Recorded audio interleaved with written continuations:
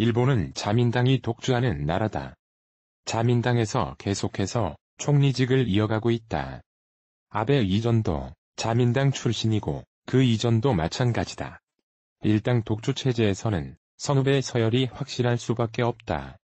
자민당 원로를 우대할 수밖에 없다. 선배들이 자민당을 잘 이끌어왔기에 지금의 내가 권력을 잡을 수 있었으니 선배 정치인을 공경하고 후배들은 지금의 권력층에게 충성을 다짐할 수밖에 없다. 미래에 나에게 권력을 이어줄 사람이 지금의 권력층 아베 총리이기 때문이다. 지금 아베는 아버지, 할아버지 세대의 생각을 교육받은 정치인이고 그것이 절대적인 사명임을 그래서 이를 몸소 실천해야 한다는 사명감을 갖고 있다고 봐야 한다. 아베의 할아버지의 세대는 과거 대한민국을 침략해 식민지로 만들었던 장본인이다. 그때의 향수는 대대로 이어졌다고 볼 수 있다. 우리나라도 박근혜 정부 시절 전 정권을 잡았던 이명박 대통령을 예우했었다. 정권을 이어준 공로를 잊지 않았던 것이다. 그래서 친이계 정치인들이 세를 이룰 수 있었다. 실패한 정권이 아니었기 때문이다. 한국당 내부에서의 권력 이동이니 그렇게 볼 수 있는 것이다. 다시 일본 문제를 돌아보면 아베는 대한민국에 대해 반성하고 사죄할 수 없는 정치인이다. 이는 전세대 자민당 선배들을 욕보이는 짓이 될 것임을 정확히 이해하고 있습니다. 태세전환은 자민당 일당 독주가 끝나야 기대해 볼 수 있을 것이다. 지금의 아베가 대한민국 정권의 교체를 바라는 것처럼 우리도 아베의 자민당이 무너지길 바라는 것이 정신건강에 이로울 것 같다. 이제 한국은 이스라엘과 손을 잡고 더 큰 미래로 나아갈 예정입니다. 이상 쓸망이 없습니다.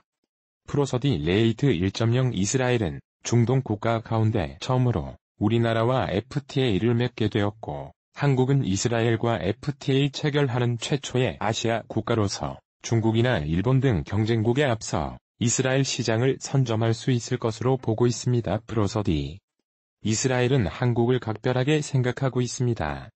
전 세계에서 이스라엘은 유일하게 독도를 한국령으로 공해를 동해와 일본해로 표기해주는 나라입니다. 또한 몇 해 전 이스라엘은 유대인 대학살 역사박물관 개관식에서 세계 40개국 지도자들을 초청했으나 일본은 단 한 명도 초청하지 않았습니다. 비유가 역사의 인식이 혼란 방지를 위해서 초청 대상에서 제외했다는 것입니다. 이스라엘은 한국 전쟁 때에도 우리나라의 의료 부대를 파견해 지원해준 바 있으며 현재까지도 북한과는 수교하지 않고 있는 등 한국의 든든한 우방 국가입니다. 이스라엘은 유엔의 2019년 자료 기준 인구 858만 명이며 한국은행의 2017년 자료에 따르면 GDP 3,508억 달러로 이스라엘의 시장이나 크기나 구매력 자체로는 미국과 중국 등 한국의 주요 수출 시장에 비해 매력적이지 않습니다. 하지만 이스라엘은 하이테크 원전 기술을 많이 확보해 세계 최고 수준의 혁신 국가로 뽑히는 국가입니다. 2016년 기준 이스라엘의 스타트업의 개수는 7,800개로 AI 사이버 권능이 분야에서 인정받고 있으며 2017년에는 인텔이 이스라엘 스타트업인 모빌아이를 113억 달러 약 18조 4천억 원에 인수했을 정도로 그 기술력을 높게 평가먹고 있습니다. 이전 18년 1일 전문기관에서 발표한 전세계 AI 산업 점유율에서 이스라엘을 11%를 기록하며 1위 미국 이중국과 어깨를 나란히 할 정도였습니다. 이스라엘의 원천 기술은 일본보다 더 많고 우수한 것으로도 평가되고 있습니다.